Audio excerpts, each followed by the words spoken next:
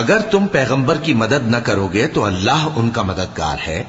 وہ وقت تم کو یاد ہوگا جب ان کو کافروں نے گھر سے نکال دیا۔ اس وقت دو ہی شخص تھے، جن میں ایک ابو بکر رضی اللہ تعالی عنہ تھے، دوسرے ہمارے پیغمبر صلی اللہ علیہ وآلہ وسلم۔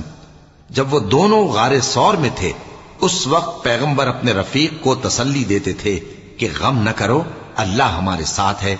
تو اللہ نے ان پر تسکین نازل فرمائی اور ان کو ایسے لشکروں سے مدد دی جو تم کو نظر نہیں آتے تھے، اور کافروں کی بات کو پست کر دیا۔ اور بات تو اللہ ہی کی بلند ہے، اور اللہ زبردست ہے، حکمت والا ہے۔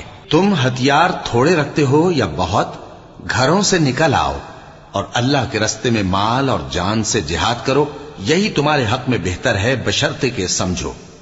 اگر مال غنیمت آسانی سے حاصل ہونے والا اور سفر بھی ہلکا ہوتا تو یہ